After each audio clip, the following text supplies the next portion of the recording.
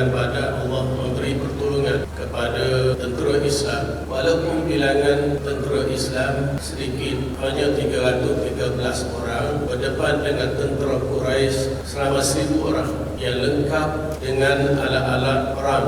Sedangkan umat Islam kelengkapan perangnya tidak ada, bilangannya sedikit, orangnya 313 orang, jumlah kenderaannya unta 70 ekor, kuda 2 ekor, setengah riwayat sebut 4 ekor. Dalam kitab sirah disebut yata'aqabuna rukubaha, mereka berganti-ganti bergilir menaiki kenderaan tersebut, tetapi dengan semangat juang yang ada pada mereka.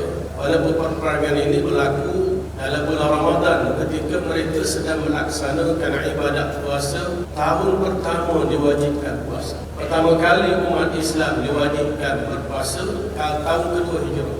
Dan tahun kedua Hijrah inilah berlakunya peperangan Badar. Benarlah apa yang disebut dalam hadis Nabi, sumu tasihu, berpuasalah kamu nescaya kamu sihat.